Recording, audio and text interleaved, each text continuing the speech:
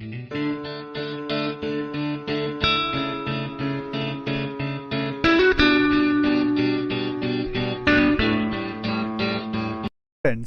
welcome to our YouTube channel Study Area. Today we are starting our new textbook Class 10th Geography NCERT. हम शुरू करेंगे chapter 1 resource and development के साथ, जिसको हम इस वीडियो में पढ़ेंगे। तो आइए शुरू करते हैं। सबसे पहले, what are resources? Everything available in our environment which can be use to satisfy our needs. वो सारी चीज़ें जो कि हमारे सराउंडिंग्स में, हमारे एनवायरनमेंट में प्रेजेंट हैं, अवेलेबल हैं, जिनके द्वारा हम अपनी नीड्स को सेटिस्फाई करते हैं, अपनी ज़रूरतों को पूरी करते हैं। लेकिन उसमें 3 शर्तें हैं। ऐसी चीज़ों में 3 शर्तें हैं अगर उन्हें रिसोर्सेज कहलाना है तो। पहली कि वो टेक्नोलॉजिकली एक्सेसिबल होनी चाहिए, यानी टेक्नोलॉजी की मदद से हम उन तक पहुंच सकें, एक्सेस कर सकें। और दूसरा इकोनॉमिकल फिजिबल होनी चाहिए, यानी इकोनॉमिकली फिजिबल होनी चाहिए। और दूसरा लास्ट है कल्चरली एक्सेप्टेबल, यानी हमारा कल्चर जो है, ह्यूमन कल्चर, उसे एक्सेप्ट करे। तो ये 3 चीज़ें हो गई, technologically accessible, economically feasible and culturally acceptable. अब एक रिलेशनशिप दे रखी है आपको, interdependent relationship between nature, technology and institutions. ये आपकी टेक्स्ट बुक में डायग्राम बना रखा है। ये रिलेशन किस किस के बीच में है? नेचर के बीच में, टेक्नोलॉजी और इंस्टीट्यूशंस। देखिए, ह्यूमन बीइंग जो है इंटरेक्ट करता है किसके साथ? नेचर के साथ, with the help of technology. Technology की मदद से नेचर के साथ इंटरेक्ट करता है ह्यूमन बीइंग, और बनाता क्या है? इंस्टीट्यूशंस बनाता है। ये इंस्टीट्यूशन क्या काम आते हैं? इकोनॉमिक डेवलपमेंट के काम आते हैं। इकोनॉमिक डेवलपमेंट के लिए ह्यूमन बीइंग नेचर या एनवायरनमेंट के संग इंटरेक्ट करेगा with the help of technology, और यही इंटरेक्शन बाद में इंस्टीट्यूशन बनाने में मदद करेगा, और इंस्टीट्यूशन बनाएगा तो इकोनॉमिक डेवलपमेंट होगा।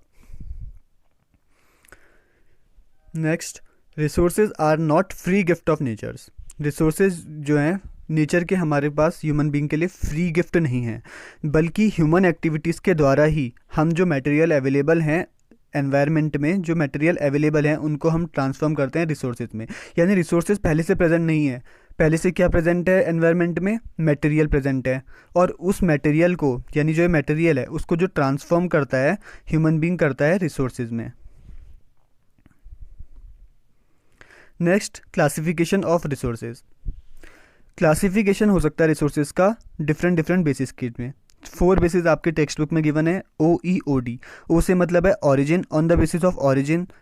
ई से exhaustibility, another O ownership, and D for development, यानी स्टेटस ऑफ डेवलपमेंट। यानी 4 बेसिस पे हम क्लासीफाई कर सकते हैं रिसोर्सेज को, on the basis of origin, on the basis of exhaustibility, on the basis of ownership, and on the basis of status of development. 1 by 1 हम इन चारों को पढ़ेंगे।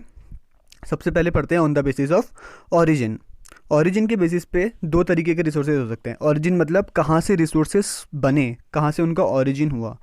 फर्स्ट है biotic resources, second is abiotic resources. Biotic से मतलब है life, यानी जो लिविंग ऑर्गेनिज्म से ऑब्टेन हुए हैं, या जिनमें लाइफ है, obtain from biosphere and have life. जैसे कि ह्यूमन बीइंग लिविंग है तो ये बायोटिक रिसोर्स हुआ। फ्लोरा यानी जो प्लांट्स हैं, फोना यानी जो एनिमल्स हैं। इन दोनों प्लांट्स और एनिमल्स दोनों में लाइफ है, तो ये both are biotic resources. Fisheries है एंड लाइव स्टॉक, यानी जो हम कैटल और गाय भैंस आदि जो होती हैं, ये बायोटिक रिसोर्सेज में आती हैं। नेक्स्ट है एबायोटिक रिसोर्सेज। अगर बायोटिक लिविंग ऑर्गेनिम्स, मतलब बायोटिक में अगर लाइफ है तो एबायोटिक में लाइफ नहीं है, यानी composed of non living things. For example rocks या मिनरल्स, पत्थर या आदि जो मिनरल हमें दिखते हैं, यानी बॉक्साइट है, ये सारी एबायोटिक रिसोर्सेज हैं। तो ये था on the basis of origin. Second, on the basis of exhaustibility. On the exhaustibility यानी ख़त्म कैसे होंगे रिसोर्सेज। अभी इससे पहले हमने देखा ओरिजिन में शुरू कैसे हो रहे हैं, एग्जॉस्टिबिलिटी यानी ख़त्म कैसे हो रहे हैं। अगर ख़त्म होने के बाद हम उन्हें दोबारा से यूज़ कर सक रहे हैं, यानी रिन्यू कर सक रहे हैं, रिप्रोड्यूस उन्हें हम दोबारा कर सक रहे हैं, तो वो रिन्यूएबल होंगे। अगर नहीं कर सकते हैं तो वो नॉन रिन्यूएबल होंगे। Renewable can be renewed by physical, chemical और mechanical processes. For example solar या विंड एनर्जी। सोलर एनर्जी हमें पता है कि हमारे अर्थ में आती है, रिफ्लेक्ट होकर वापस जाती है, फिर सोलर एनर्जी आती है। वाटर है, हमें पता है वाटर साइकिल कैसे इवेपोरेशन होता है, क्लाउड बनता है, वाटर वापस नीचे आता है, फिर इवेपोरेशन होता है, वही वाटर वापस से ऊपर जाता है, तो वाटर रिन्यू हो सक रहा है। फॉरेस्ट है ऐसी, ऐसी वाइल्ड लाइफ है। तो ये सारी चीज़ें क्या हैं, हम इनको रिन्यू कर सकते हैं, इसलिए ये रिन्यूएबल रिसोर्सेज हैं। रिन्यूएबल रिसोर्सेज को भी हम डिवाइड कर सकते हैं कंटिन्यूस और बायोलॉजिकल में, यानी क्लासिफिकेशन हम बाद में देखेंगे। पहले हम बात कर लेंगे नॉन रिन्यूएबल रिसोर्सेज की। नॉन रिन्यूएबल रिसोर्सेज जो होते हैं, अगर over very long geological time, मतलब जितने आसानी से वाटर या फॉरेस्ट या solar energy, wind energy renew हो सकती है, नॉन रिन्यूएबल रिसोर्सेज रिन्यू नहीं हो सकते हैं। इनको बनाने में ही काफ़ी मिलियंस ऑफ ईयर्स लग जाते हैं। जैसे कि हमें पता है फॉसिल फ्यूल, कोल को बनाने में हमने आपने पढ़ा होगा 45 मिलियन ईयर्स ओल्ड कोल्ड या 90 मिलियन ईयर्स ओल्ड कोल्ड। ऐसी नॉन रिन्यूएबल रिसोर्सेज को हम रिसाइक्लेबल और नॉन रिसाइक्लेबल में डिवाइड कर सकते हैं। रिसाइक्लेबल ये मेटल, यानी रिन्यू तो नहीं हो सकता है मेटल, लेकिन उनको हम रिसाइकिल कर सकते हैं। जैसे हमने एक बार कोल्ड ड्रिंक का कैन आपने देखा होगा, उसको हमने एक बार यूज़ कर लिया तो उसमें लिखा रहता है रिसाइक्लेबल, उसको हम रिसाइकिल कर सकते हैं, उसी कैन को हम दोबारा यूज़ कर सकते हैं, लेकिन उसको रिन्यू नहीं कर सकते। एक बार उसे ख़त्म हो गया, वो डिस्ट्रॉय हो गया, तो उसे हम रिन्यू नहीं कर सकते, लेकिन उसे हम रिसाइकिल कर सकते हैं। लेकिन जो फॉसिल फ्यूल है, कोल है, एक बार जल गया तो जल गया, उसे हम दोबारा रिसाइकिल यानी दोबारा से यूज़ नहीं कर सकते हैं। एक बार यूज़ हो गया तो हो गया। तो ये था on the basis of exhaustibility. Now is on the basis of ownership. Ownership तो आपको पता ही होगा कौन ओन कर रहा है। ओनरशिप के लिए देखिए तो अगर इंडिविजुअल इसे ओन कर रहा है तो इंडिविजुअल रिसोर्सेज, जैसे कि प्लॉट्स हैं, हाउसेज हैं, प्लांटेशन लैंड है, यानी किसी इंडिविजुअल द्वारा ओन्ड है कोई अगर रिसोर्स तो। उसके बाद कम्युनिटी रिसोर्सेज हैं, accessible to all members of the community, यानी कम्युनिटी के हर मेंबर के पास उसको एक्सेस करने का राइट होगा। जैसे कि विलेज का कॉमन, गांव में आपने देखा होगा ग्रेजिंग ग्राउंड होते हैं जहां सब अपने गाय भैंसों को चराते हैं, कॉमन होते हैं, वो कोई भी अपने गाय भैंसों को चरा सकता है। ऐसी पब्लिक पार्क है, लोकेलिटी में जो पब्लिक पार्क होते हैं उसमें हर कोई कम्युनिटी का बच्चे या पर्सन जा सकता है, same as playground in the community. Next है नेशनल रिसोर्सेज। नेशनल रिसोर्सेज की बात करें तो हम टेक्निकली, सबसे पहले हम टेक्निकली बात करेंगे। देखो सारे रिसोर्सेज जितने भी हैं नेशन के अंदर, वो सारे नेशनल रिसोर्सेज है, क्योंकि वो गवर्नमेंट के पास ही होते हैं एक तरीके से देखा जाए तो। गवर्नमेंट के पास, क्योंकि आपने देखा होगा कि गवर्नमेंट जब आपके कहीं रेलवे का ट्रैक बन रहा है या कुछ बन रहा है, हाईवे बन रहा है, तो आपने देखा होगा कि जो लैंड जहाँ पे घर हैं उनको अतिक्रमण के रूप में तोड़ दिया गया, क्योंकि और अगर पहले से किसी के नाम पे रजिस्टर है तो उसको हम अब कंपनसेशन दे देगी गवर्नमेंट, वरना नहीं भी दे सकती है। तो जितने भी मिनरल हैं, वाटर रिसोर्सेज है, फॉरेस्ट है, लैंड है, पॉलिटिकल बाउंड्रीज़ के अंदर, पॉलिटिकल बाउंड्री बोले तो या किसी कंट्री की पॉलिटिकल बाउंड्री, जैसे इंडिया है तो इंडिया की जितनी पॉलिटिकल बाउंड्री है उसके अंदर जितनी भी लैंड है वो सारी नेशनल रिसोर्स के अंदर ही आती है। और इसके साथ ही ओशियनिक एरिया, ओशियनिक एरिया मतलब जैसे ये है हमारे इंडिया का कोस्ट है, कोस्ट है, इसके आगे से क्या है, ओशियन है, समुद्र है, तो समुद्र कोस्ट से 12 नॉटिकल माइल्स यानी 22.2 किलोमीटर, 12 नॉटिकल माइल्स मतलब 22.2 किलोमीटर के अंदर जितनी भी लैंड, जितना भी पानी होगा या पानी के अंदर जितना भी रिसोर्स होगा, वो सारी किसको होगी, जिस नेशन के 22 कोस्ट से 22.2 किलोमीटर के अंदर है। यानी अगर इंडिया की बात करें तो इस कोस्ट से 22.2 किलोमीटर के अंदर जितना भी रिसोर्स होगा, वो ये चाहे वो वाटर रिसोर्स हो या अंडर वाटर कोई और रिसोर्स हो, वो सारा का सारा किसको बिलोंग करेगा, नेशन को। और इसके बाद बचता है इंटरनेशनल रिसोर्स। इंटरनेशनल रिसोर्सेज क्या होते हैं, इंटरनेशनल रिसोर्सेज जो होते हैं वो इंटरनेशनल ऑर्गेनाइजेशन या इंस्टीट्यूशंस द्वारा रेगुलेट किए जाते हैं। जैसे कि ओशियनिक एरिया है beyond 200 nautical miles, beyond 200 nautical miles of exclusive economic zone. Exclusive economic zone क्या होता है, वही जो हमने 22.2 किलोमीटर तक देखा था, कि जहाँ से इकोनॉमिक फ़ायदा यानी रिसोर्स को एक्सप्लॉइट करके या यूज़ करके जो नेशन है वो इकोनॉमिक फ़ायदा अपना उठा सकता है, उसको हम एक्सक्लूसिव इकोनॉमिक जोन कहते हैं। एक्सक्लूसिव इकोनॉमिक जोन से 200 नॉटिकल माइल्स के बाद जितना भी एरिया होगा वो सारा इंटरनेशनल रिसोर्सेज के रूप में आता है। अब on the basis of status of development, कि डेवलप्ड कितने हुए रिसोर्सेज। देखो इसमें सबसे पहले पोटेंशियल रिसोर्सेज और डेवलप्ड रिसोर्सेज। पोटेंशियल रिसोर्सेज कौन से होते हैं, जिसमें पोटेंशियल तो है कि वो उसे हम यूज़ कर सकते हैं, लेकिन उस अभी उनका पोटेंशियल यूज़ नहीं किया गया है। जैसे कि राजस्थान और गुजरात यानी जो वेस्टर्न स्टेट है हमारे इंडिया के, उनमें पोटेंशियल है कि वहाँ पे विंड और सोलर एनर्जी डेवलप की जा सके, क्योंकि हवा वहाँ पे बहुत तेज़ चलती है, लेकिन ऐसा पोटेंशियल अभी उनका यूज़ नहीं किया गया है अभी तक, तो बट नॉट डेवलप्ड सो फार। ठीक है। और डेवलप्ड रिसोर्सेज में क्या है, अभी उनका पोटेंशियल हमने यूटिलाइज भी कर लिया है। रिसोर्सेज को सर्वे कर लिया है, उनकी क्वालिटी चेक कर ली है और उसकी क्वांटिटी भी हमने डिटरमाइन कर ली है यूटिलाइजेशन के लिए। उसमें हमने पोटेंशियल यूज़ नहीं किया था और डेवलप्ड में पोटेंशियल यूज़ किया है। और स्टॉक और सबसेट, अब दो और आते हैं इसमें, स्टॉक और सबसेट। स्टॉक में क्या होता है, मटेरियल जो हमारे एनवायरनमेंट में है, जिनमें पोटेंशियल तो है ह्यूमन नीड को सेटिस्फाई करने का, बट ह्यूमन बीइंग के पास टेक्निकल नॉलेज अभी इतनी नहीं है या टेक्नोलॉजी अभी तक इतनी नहीं है कि उनके पोटेंशियल को हम यूज़ कर सकें। यानी we do not know technical know how, we do not have technical know how, यानी हमें पता नहीं है कि टेक्नोलॉजी के द्वारा इन पर यूज़ कैसे किया जा सके। जैसे कि H2O है, यानी वाटर जो है, हमें पता है हाइड्रोजन और ऑक्सीजन से मिलकर बनता है। अगर हमारे पास टेक्नोलॉजी आ जाए कि हम हाइड्रोजन को अलग कर दें और ऑक्सीजन को अलग कर दें, तो हमारे पास दो ऐसी हाईली इन्फ्लेमेबल गैस हो जाएंगी, हाइड्रोजन और ऑक्सीजन, जिनको हम फ्यूल के रूप में या एनर्जी के रूप में यूज़ कर सकते हैं। लेकिन अभी तक हमारे पास ऐसी टेक्नोलॉजी नहीं आई है या टेक्निकल नो हाउ हमें नहीं पता है। अब इसके बाद आता है रिजर्व्स। इसको हम कहते हैं सबसेट ऑफ स्टॉक। इसका हमें टेक्निकल नो हाउ पता है, यानी हमारे पास टेक्नोलॉजी तो है इनको यूज़ करने की, लेकिन हम अभी तक हमने इनका यूज़ स्टार्ट नहीं किया है। जैसे कि रिवर जो है वो टरबाइन, रिवर अगर माउंटेन से नीचे आ रही है तो हम वो फ्लो के संग आती है, और यहाँ पे अगर हम टरबाइन लगा दें, टरबाइन घूमेगी अगर, तो हम उससे हाइड्रो इलेक्ट्रिक पावर यूज़ कर सकते हैं। लेकिन बहुत कम एक्सटेंट तक अभी ये यूटिलाइज़ हो पाया है ये टेक्नोलॉजी। हमें पता तो है टेक्निकल नो हाउ कि इस टेक्नोलॉजी को यूज़ कैसे करना है, और हमारे पास टेक्नोलॉजी भी है, लेकिन अभी तक हमने इसको यूज़ नहीं किया है। तो ये हो गए रिजर्व्स। तो ये हमने 4 रिसोर्स पढ़े on the basis of status of development, potential, developed, stock and reserves. Next topic है आपकी टेक्स्ट बुक में resources and problems. Resources and problems में क्या है, human beings use resources indiscriminately, कि रिसोर्सेज को लेके क्या क्या प्रॉब्लम है अब इस टाइम पे अर्थ में। ह्यूमन बीइंग क्या है, रिसोर्सेज को इनडिस्क्रिमिनेटली यूज़ कर रहा है। इस इनडिस्क्रिमिनेट यूज़ के कारण ही क्या है, ये सारी प्रॉब्लम्स, मेजर प्रॉब्लम्स कुछ आ गई हैं। ये प्रॉब्लम्स क्या है, इनको हम वन बाय वन पढ़ते हैं। First, depletion of resources for satisfying greed of few individuals. किसी नीड, तो देखो नीड और ग्रीड दो चीज़ें हैं। नीड मतलब हर किसी की नीड, जितना हर किसी को चाहिए ही चाहिए सर्वाइवल के लिए, लेकिन ग्रीड है सर्वाइवल से ज़्यादा शौक के लिए जो लोग यूज़ करने लग जाएं। तो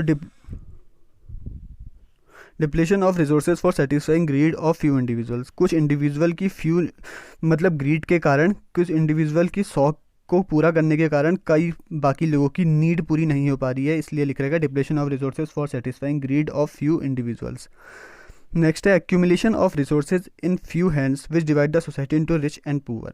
जितने भी रिसोर्सेज हैं, चाहे वो गोल्ड है, चाहे वो कोल है, चाहे वो वाटर है, जितने भी रिसोर्सेज हैं, इनका डिवीज़न जो है वो ठीक तरीके से नहीं हो पाया है, यानी किसी के पास तो ज़्यादा आ गए हैं और किसी के पास कम है। तो इसके कारण क्या है, हमारी जो सोसाइटी है वो रिच और पुअर में डिवाइड हो चुकी है।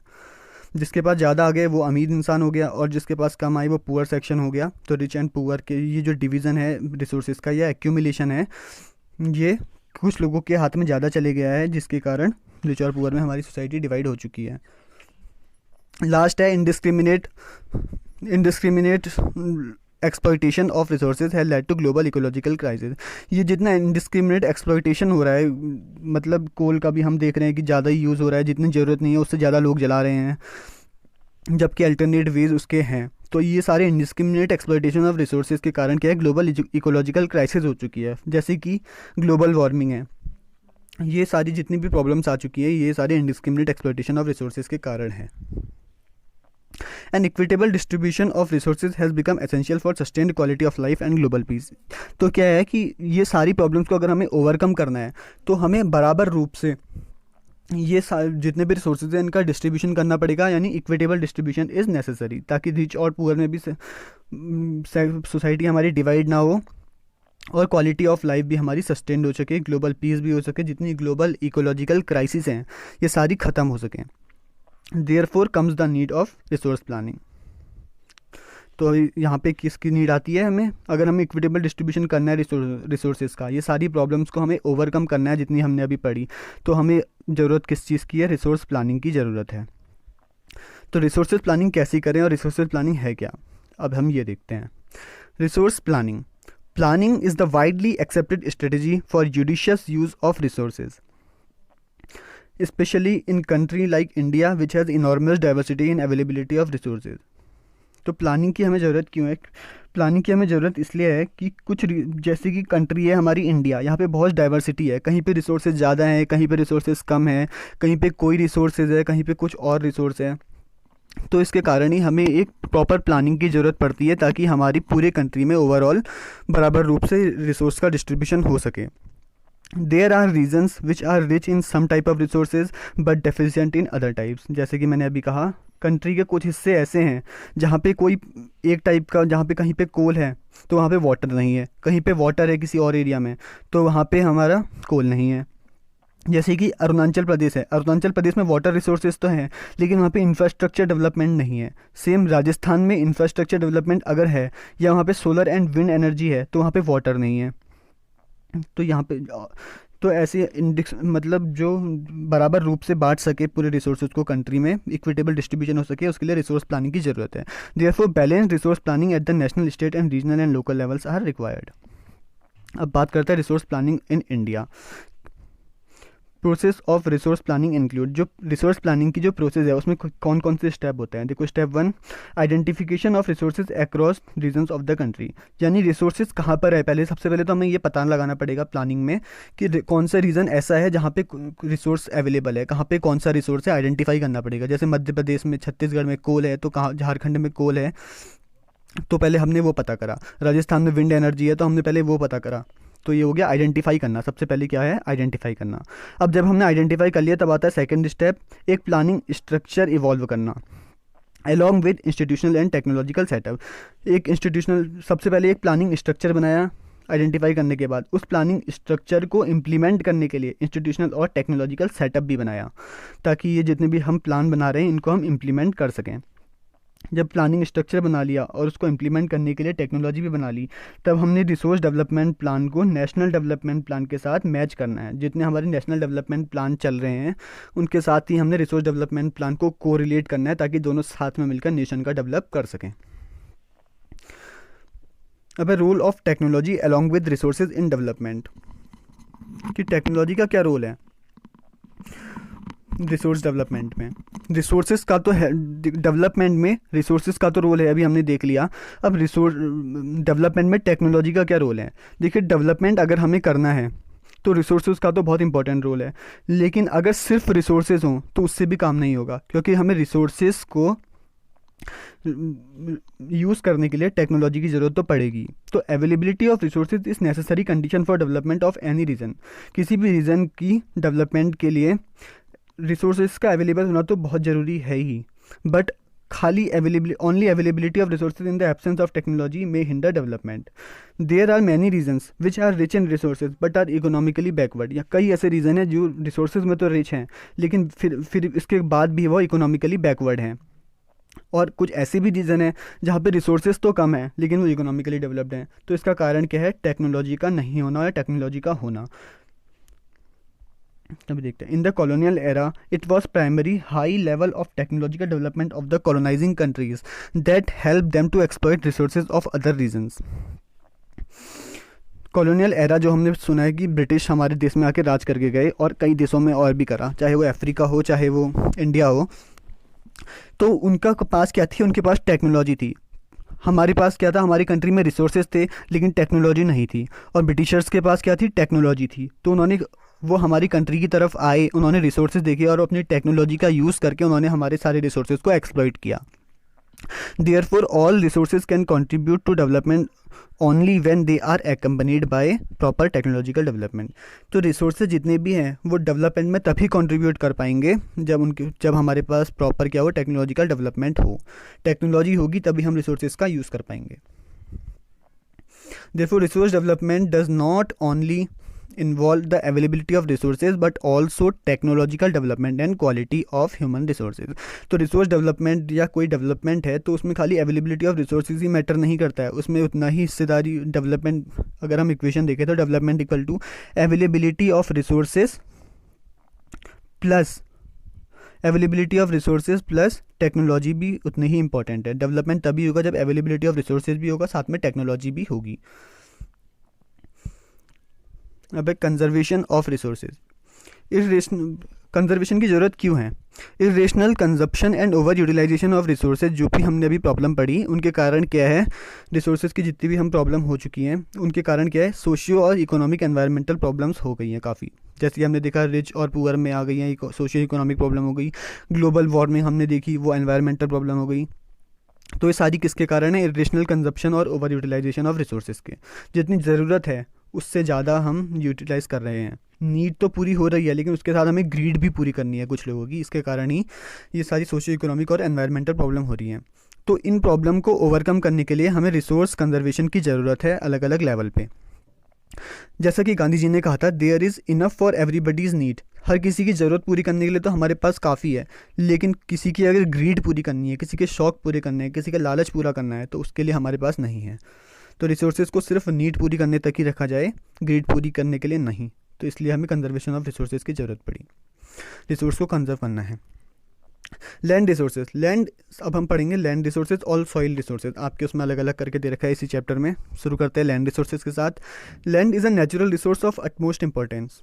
सबसे ज़्यादा इंपॉर्टेंट अगर हम बात करें नेचुरल रिसोर्स की, तो उसमें हमें लैंड है, क्योंकि लैंड ही है जहाँ पे हम सारे काम करते हैं, हम रहते हैं, फसल उगाते हैं, सॉइल हमारी लैंड में है, सब कुछ हमारा लैंड में, ट्रांसपोर्टेशन, कम्युनिकेशन, सब कुछ हमारा लैंड में ही होता है। तो इसलिए land is a natural resource of utmost importance. But land is a asset of finite magnitude. लेकिन लैंड क्या है? एक ऐसा एसेट है जो फाइनाइट मैग्नीट्यूड है, जितना पहले से तय है प्रकृति द्वारा, नेचर द्वारा, उतना ही रहेगा, वो कभी उससे हम बढ़ा नहीं सकते हैं। तो फाइनाइट, उसका मैग्नीट्यूड क्या है? फाइनाइट है। देयरफॉर ये बहुत इंपॉर्टेंट है कि हम इस लैंड को, जितना अवेलेबल लैंड है, इसको हम केयरफुल प्लानिंग के साथ यूज़ करें। अगर हम इंडिया की लैंड की बात करें तो हमारी रिलीफ फीचर्स हैं, यानी फिजिकल फीचर हैं अलग अलग।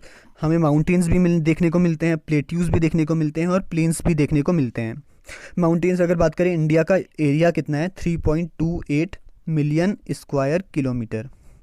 अब ये 3.28 मिलियन स्क्वायर किलोमीटर में 30% तो हमें माउंटेन मिलेंगे, जो हमारे नॉर्थ में भी हैं, ईस्टर्न घाट और वेस्टर्न घाट में भी हैं। 27% हमें प्लेट्यूज मिलेंगे और 30% प्लेन है। अब हम देखेंगे land use classification. Land resources को हम क्लासीफाई कर सकते हैं on the basis we use them, यानी हम लैंड रिसोर्सेज को कैसे यूज़ करते हैं, तो उसके बेसिस पे हमने लैंड को क्लासीफाई किया है। सबसे पहले आता है जहाँ पे जंगल होगा, जहाँ पे फॉरेस्ट होगा, उससे हम कहेंगे फॉरेस्ट लैंड। सेकेंड है land not available for cultivation. Land not available for cultivation यानी ऐसी लैंड जो कल्टीवेशन के लिए, यानी खेती करने के लिए अवेलेबल ही नहीं है। इसमें क्या आएगा?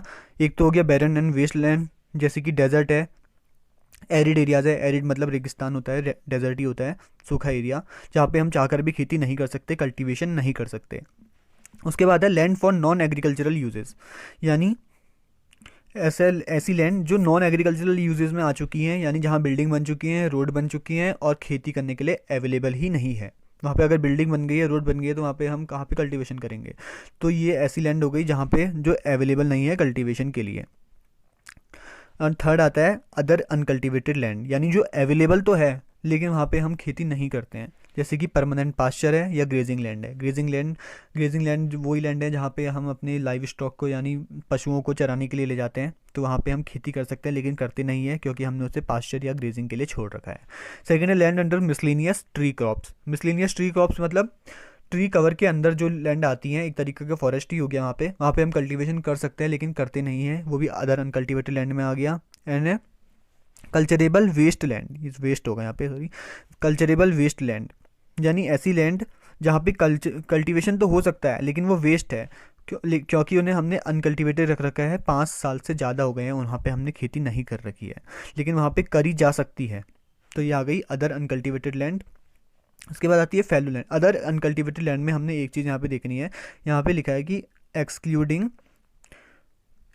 फैलो लैंड, यानी फैलो लैंड इसमें काउंट नहीं होगी अदर अनकल्टिवेटेड लैंड में।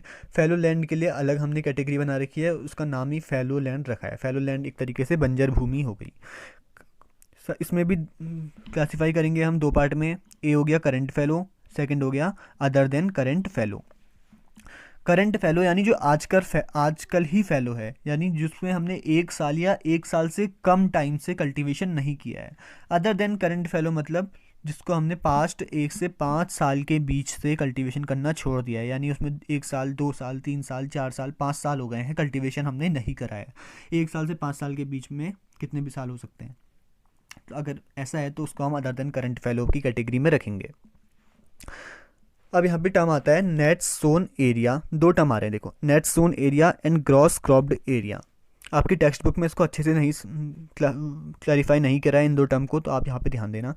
नेट सोन एरिया मतलब ऐसा एरिया, अगर हम इंडिया की बात करें तो पूरी कंट्री का ऐसा एरिया, पूरी कंट्री का एरिया कितना है, 3.28 मिलियन स्क्वायर किलोमीटर है।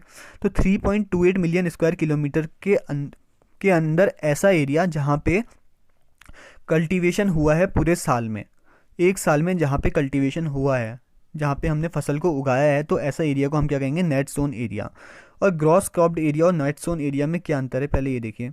नेट सोन एरिया, अगर कोई ऐसी फसल होती है जिसको हमने, अगर कोई ऐसी लैंड रीजन होता है पूरी कंट्री का जहाँ पे हमने 2 बार फसल उगाई है, अलग अलग फसल, यानी हमने जाड़ों में अगर गेहूँ उगाया है तो बरसात में हमने वहाँ पे चावल उगा दिया है, राइस उगा दिया है। तो अगर चाहे हम उसमें 2 फसल भी उगा लें एक लैंड के रीजन में, तो उसको हम काउंट एक बार ही करेंगे नेट सोन एरिया में, तभी मैंने यहाँ पे लिखा है काउंटेड ओनली वंस। लेकिन ग्रॉस क्रॉप्ड एरिया अगर हम किसी रीजन का निकालते हैं, अगर हमने किसी रीजन पर किसी 1 किलोमीटर के रीजन पे अगर हमने एक बार जाड़ों में गेहूँ उगाया है और उसके बाद हमने वहाँ पे चावल भी उगाया है, तो हमने 1 किलोमीटर के एरिया को 2 बार काउंट करेंगे, यानी वो 2 किलोमीटर हो जाएगा। लेकिन अगर नेट सोन एरिया अगर हम देखेंगे उसका, तो वो सिर्फ 1 ही किलोमीटर रहेगा। तो इसलिए यहाँ पे मैंने लिखा है counted only once net sown area. और ग्रॉस क्रॉप्ड एरिया में काउंटेड ट्वाइस, 2 बार काउंट करेंगे अगर क्रॉप को हमने 2 बार ग्रो किया है, अगर 2 क्रॉप हमने ग्रो करी है 1 साल के अंदर किसी गिवन एरिया में। तो इसके बाद यहाँ पे एक फैक्ट है, total geographical area of India 3.28 million square kilometre, ये आपको याद रखना है। टोटल फॉरेस्ट एरिया जो हमारी कंट्री का है वो करीबन है 22 to 23%, 24%, ऐसा ही कुछ है, चेंज होते रहता है। लेकिन जो नेशनल फॉरेस्ट पॉलिसी थी 1952 में, उसमें हमने क्या इच्छा जाहिर की थी उस पॉलिसी के अंतर्गत कि हमारा जो डिज़ायर्ड फॉरेस्ट एरिया है, यानी जो हमारा फॉरेस्ट एरिया होना चाहिए कंट्री का, वो करीबन 33% होना चाहिए अगर हमारी कंट्री को एनवायरमेंटल फ्रेंडली बनना है तो। लेकिन वो 33% से अभी भी काफ़ी कम है, और अभी हमने देखा कि 22, 23, 24 ऐसे ही परसेंट हमारी कंट्री का फॉरेस्ट एरिया है। अब land degradation and conservation measures, हमने अपनी सबसे पहले हम देखते हैं लैंड डिग्रेडेशन हुआ कैसे।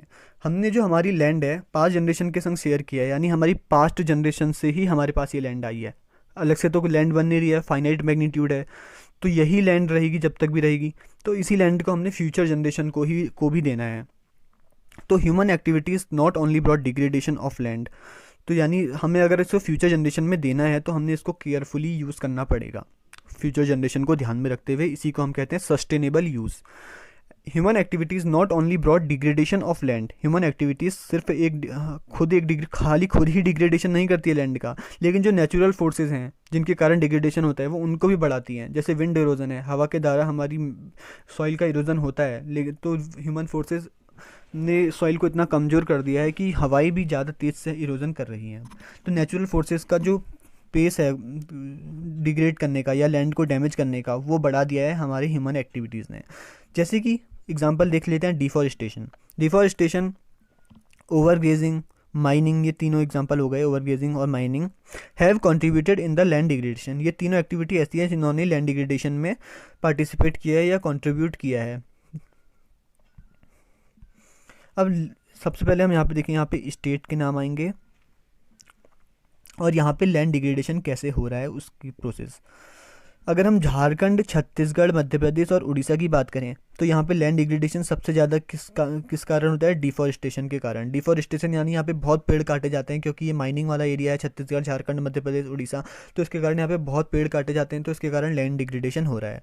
और इसके बाद हम गुजरात, राजस्थान और महाराष्ट्र की बात करें तो यहाँ पर सबसे ज़्यादा लैंड डिग्रेडेशन होता है ओवरग्रेजिंग के कारण। पंजाब, हरियाणा, यूपी की बात करें तो यहाँ पर लैंड डिग्रेडेशन होता है ओवरग्रेजिंग के कारण।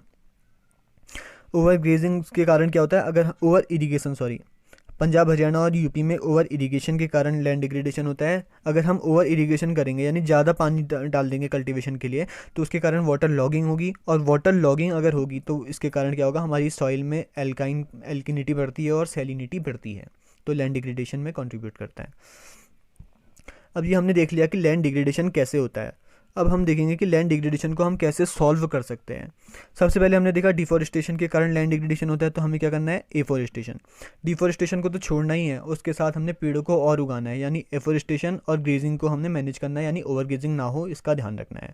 उसके बाद शेल्टर बेल्ट बना लेना है। शेल्टर बेल्ट यानी ट्रीज़ की लाइन होती है, बड़े बड़े पेड़ हम उगा लेते हैं, बड़े बड़े पेड़ उगा दिए तो इससे क्या होगी, हवा जो आ रही है उसकी स्पीड क्या होगी, कम हो जाएगी और विंड इरोजन कम होगा।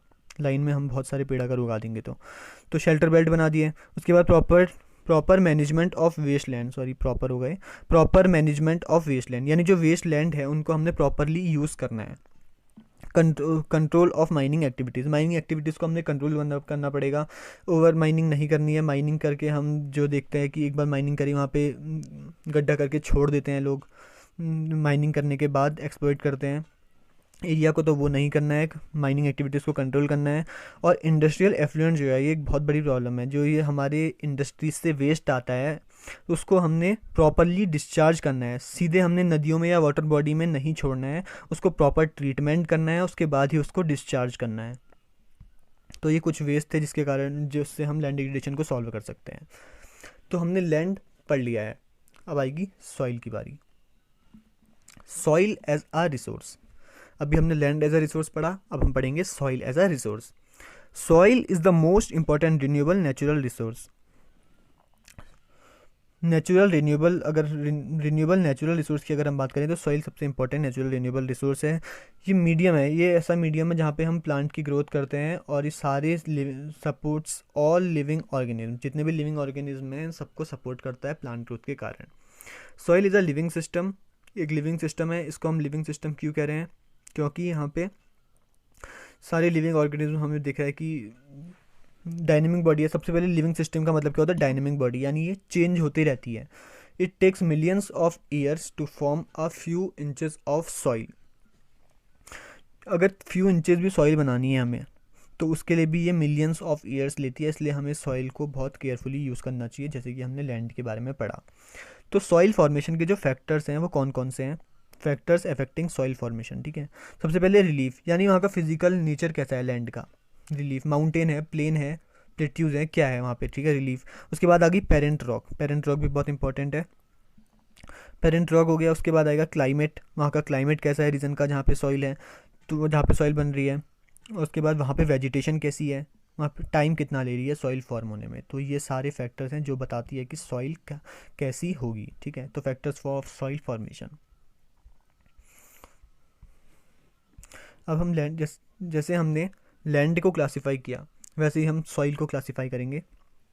सबसे पहले आती है एलुवियल सॉइल। एलुवियल सॉइल मतलब, एलुवियल सॉइल जितनी भी सॉइल हैं उन सब में सबसे इम्पोर्टेंट है और सबसे फर्टाइल है और वाइडली स्प्रेड, यानी सबसे ज़्यादा एरिया में हमारी कंट्री में यही फैली हुई है।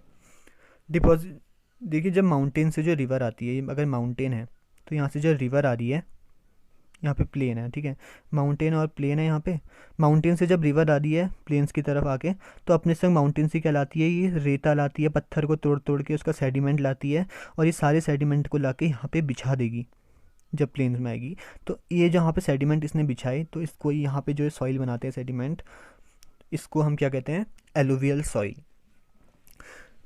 तो अगर हम अपनी कंट्री की बात करें, इंडिया की, तो यहाँ से जो रिवर है माउंटेन से आती हैं, गंगा आती है माउंटेन से, इंडस आती है और ब्रह्मपुत्र आती है। तो ये अपने संग सेडिमेंट लाती है और नीचे प्लेन्स में आके बिछा देती है, नॉर्दर्न प्लेन्स में। तो इसलिए यहाँ मैंने लिखा है deposited bye 3 important river system, the Ganga, the Indus and the Brahmaputra. इसको हम देखते हैं कि ईस्टर्न कोस्टल प्लेन में भी एलुवियल सॉइल हमें मिल जाती है। तो ईस्टर्न कोस्टल प्लेन में इन्हें मिलने का कारण क्या है, महानदी, गोदावरी, कृष्णा और कावेरी ऐसी नदियां हैं जो ईस्टर्न कोस्टल प्लेन में आके हमारी बे ऑफ बंगाल में जाके मिलती हैं। तो वहाँ पे भी महानदी, गोदावरी, कृष्णा और कावेरी जो सेडिमेंट लाती है उनको बिछाने के कारण वहाँ पे भी हमें एलुवियल सॉइल मिल जाएगी। अगर हम मैप देखें तो ये हमारा नॉर्दर्न प्लेन देखें, यहाँ से अगर गंगा आ रही है गंगा आ रही है ऊपर पहाड़ों से लाके यहाँ पे बिछा देगी, तो यहाँ पे आ गया नॉर्दर्न प्लेन्स। ब्रह्मपुत्र यहाँ से लाएगी, और हमने जो बोला था eastern coastal plain, eastern coastal plain हो गया ये वाला रीजन। तो यहाँ से महानदी, गोदावरी, कृष्णा, कावेरी, ये सारी नदियाँ नीचे को अपने संग सेडिमेंट लाएंगी और यहाँ पे आके बिछाएंगी। तो यहाँ पे आ गया, हमने बोला कि ईस्टर्न कोस्टल प्लेन में भी हमें देखने को मिलेगी क्या, एलुवियल सॉइल्स। तो गंगा यहाँ पे, ब्रह्मपुत्र, इंदस, ये सारी मिला के हमें यहाँ पे पूरा ऐसा रीजन मिल जाएगा जहाँ पे एलुवियल सॉइल मिलेगी। अकॉर्डिंग टू एज, अगर एलुवियल सॉइल की हम एज देखें तो उसके आधार पे इसको दो पार्ट में क्लासीफाई किया जा सकता है। एक तो जो पुरानी हो गई है, ओल्ड एलुवियल, इसको हम बांगर कहते हैं, एंड जो न्यू एलुवियल है इसको हम खादर कहते हैं।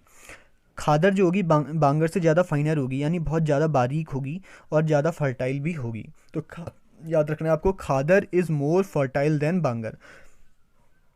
Alluvial soils are very fertile and contains adequate proportion of potash, इसमें पोटाश मिल जाएगा, फॉस्फोरिक एसिड मिलेगा और लाइम मिलेगा, जो कि आइडियल होते हैं किसके लिए, पोटाश, फॉस्फोरिक एसिड और लाइम आइडियल होते हैं शुगर केन के लिए, पैडी के लिए यानी राइस, वीट के लिए, और सीरियल्स और पल्सेस के लिए। तो हमने देखा है कि यूपी और बिहार वाले एरिया में हमें गन्ना ज़्यादा देखने को मिलेगा, चावल ज़्यादा देखने को मिलेंगे, गेहूँ मिलेंगे, दाल मिलेगी। तो ये सब इसलिए क्योंकि वो एलुवियल सॉइल का रीज़न है। एलुवियल सॉइल सबसे ज़्यादा फर्टाइल होती है, सॉरी स्पेलिंग मिस्टेक है, due to its high fertility alluvial soils are intensively cultivated and densely populated.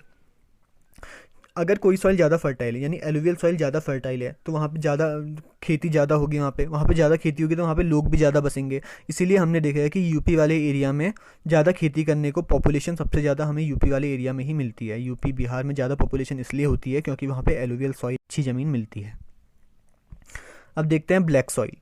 Second है black soil. Black soil black होती है कलर में, इसको हम रेगुर सॉइल भी कहते हैं। इसकी एक जो इंपॉर्टेंट कैरेक्टरिस्टिक है वो है ideal for cotton and hence called black cotton soil. इसको हम ब्लैक कॉटन सॉइल भी कहते हैं क्योंकि ये कॉटन के लिए बहुत आइडियल सॉइल होती है, सबसे आइडियल सॉइल होती है।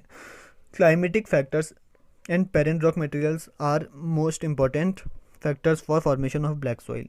ये हमें नॉर्थ वेस्ट डेक्कन प्लेट्यू में देखने को मिलेगी।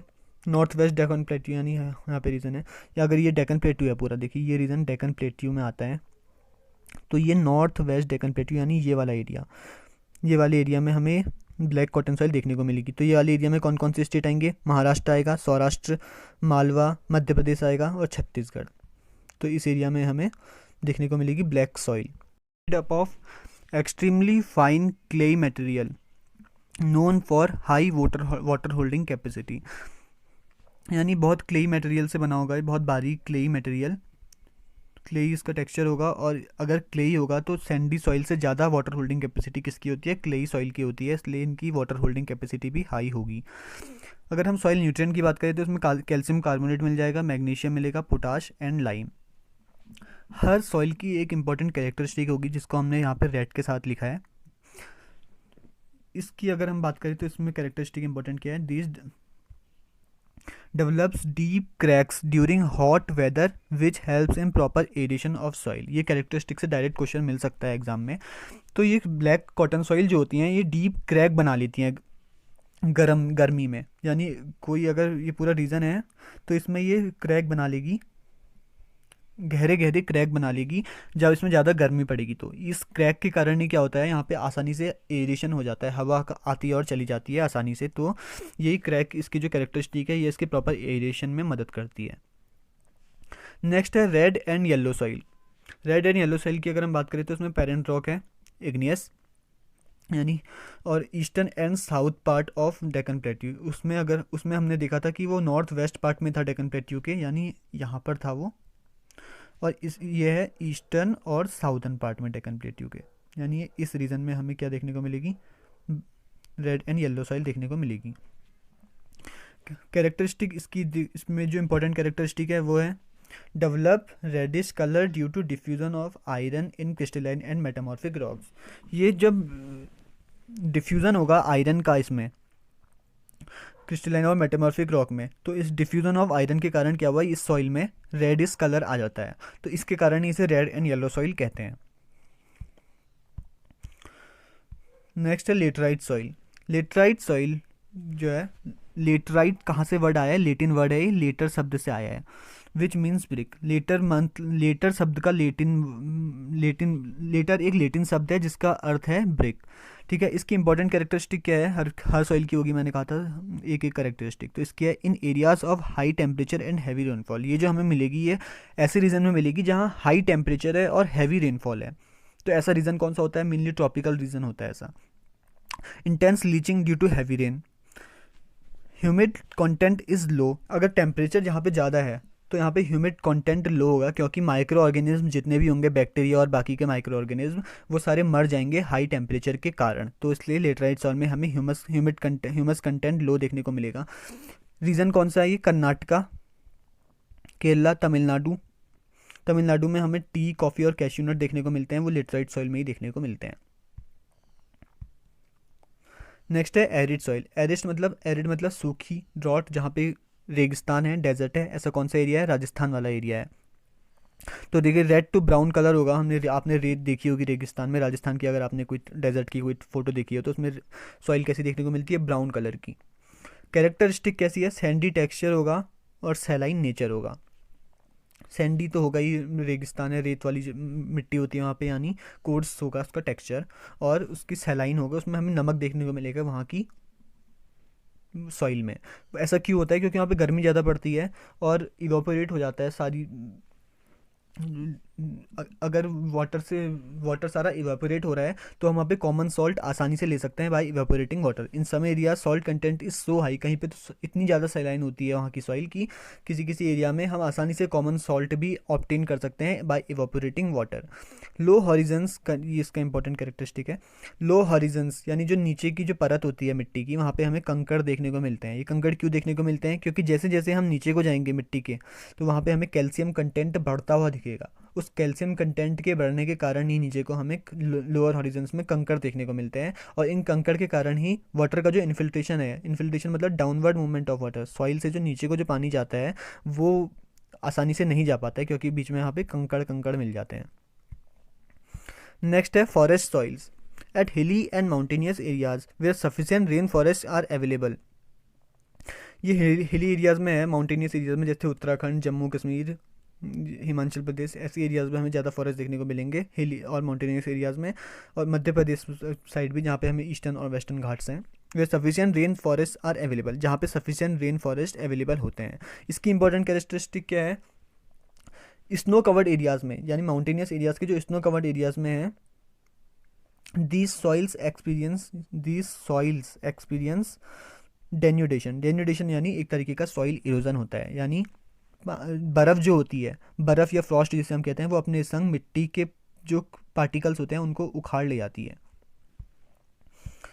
नेक्स्ट है सॉइल इरोजन। सॉइल इरोजन की डेफिनेशन सिंपल सी है, wearing away of land surface by natural physical forces. Natural physical forces यानी विंड, वाटर, जो ये सारी फोर्सेज हैं, ये अपने संग मिट्टी को उड़ा ले जाते हैं, यानी wearing away of land surface by natural physical forces, जैसे कि विंड और वाटर द्वारा। तो इसी को हम सॉइल इरोजन कहते हैं। Process of soil erosion on and soil formation. Soil erosion naturally अगर हम बात करें तो सॉइल इरोजन और सॉइल फॉर्मेशन एक साथ चलते रहते हैं। सॉइल फॉर्मेशन हुआ, इरोजन हुआ नेचुरली, लेकिन इन दोनों के बीच में एक बैलेंस रहता है। लेकिन ये जो बैलेंस है ये बिगड़ गया है किसकी, कुछ ह्यूमन एक्टिविटीज़ के द्वारा, जैसे कि ओवरगेजिंग है, डिफॉरेस्टेशन है, कंस्ट्रक्शन है, पेड़ काट दे रहे हैं, ओवरगेजिंग हो रही है, कंस्ट्रक्शन हो रहा है, इनके कारण ये बैलेंस बिगड़ गया है और सॉइल इरोजन ज़्यादा होने लग गया है। तो एक नेचुरल बैलेंस बिगड़ चुका है। अब कुछ टर्म यहाँ पे हैं, देखिए गलीज। गली क्या होती है, running water cuts through the clay soil. Clay soil जो है, अगर यहाँ पे सॉइल है तो यहाँ पे जो पानी आ रहा है ये काट दे रहा है मिट्टी को और एक गली टाइप की बना दे रहा है यहाँ पे। तो स्ट्रक्चर कैसा हो गया, यहाँ पे एक गली टाइप की बना दी, यहाँ पे मिट्टी को काट दे रहा है, तो इस ये हो गई गलीज। तो ये सॉइल इरोजन के कारण ही होती है। बेड लैंड ऐसी लैंड होती है जो अनफिट है कल्टीवेशन के लिए, इरोजन के बाद लैंड अनफिट हो गई है कल्टीवेशन के लिए, वहाँ पे कल्टीवेशन नहीं हो सकता है, उसको हम कहेंगे बेड लैंड। नेक्स्ट हमें sheet erosion, due to water flow top soil of any area. अगर कोई मिट्टी है यहाँ पे तो पानी के बहाव के कारण जो ये टॉप वाली लेयर है ये गायब हो जाएगी, चली जाएगी पानी के संग, पानी के फ्लो के कारण वॉश्ड अवे हो जाएगी, तो उसको हम कहते हैं शीट इरोजन। एक शीट के रूप में लेयर बाहर जा रही है पूरी, तो इसको हम शीट इरोजन कहते हैं। नेक्स्ट है सॉइल कंजर्वेशन। अब सॉइल इरोजन हमने पढ़ लिया, तो हमें कुछ ऐसे मेजर्स हैं जो हमें अप्लाई करने हैं, जैसे हमने लैंड में भी किया था, लैंड कंजर्वेशन। यहाँ पे हमें इनको सॉइल को कंजर्व करने के लिए सॉइल कंजर्वेशन करना होगा। तो यहाँ पे कुछ इंपॉर्टेंट टर्म्स है सॉइल कंजर्वेशन के। सबसे पहले कंटोर प्लोइंग, कंटोर प्लोइंग द्वारा हम सॉइल कंजर्वेशन कर सकते हैं। ये खास करके माउंटेनियस एरियाज़ में होता है। Flowing along the control line, हम कंटोर लाइन्स होगा, sorry, flowing along the contour lines, contour lines में हम फ्लो करें तो इसके कारण क्या होगा, अगर हमने यहाँ पे पहाड़ है, यहाँ पे हमने कंटोर बना लिए, ये कंटोर जब बनेंगे तो इसके वाटर का जो फ्लो होगा बीच से वो तेज़ नहीं हो पाएगा। अगर वाटर का फ्लो कम हो गया तो अपने संग वो मिट्टी को भी नहीं ले जा पाएगा। नेक्स्ट है टेरेसिंग, टेरेसिंग हमें जो माउंटेनियस एरिया है वहाँ पे ही देखने को मिलती है। आपने देखा होगा माउंटेन में खेती करना इतना आसान नहीं होता है, तो वो एक टेरेस टाइप की बना लेते हैं। टेरेस बना लेंगे तो टेरेस में आसानी से खेती करी जा सकती है। Steps are cut out on the slides making terraces. Second है स्ट्रिप क्रॉपिंग। स्ट्रिप क्रॉपिंग में क्या होता है, जो लार्ज फील्ड हैं उनको हम स्ट्रिप में डिवाइड कर देते हैं।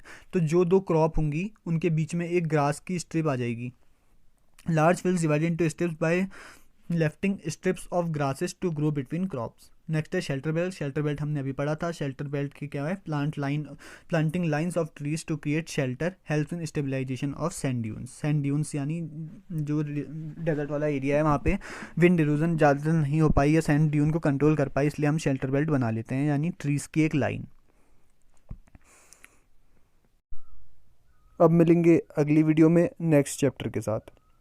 वीडियो अच्छी लगी हो तो लाइक कीजिए, शेयर कीजिए और हमारे चैनल स्टडी एरिया को सब्सक्राइब कीजिए। Thank you.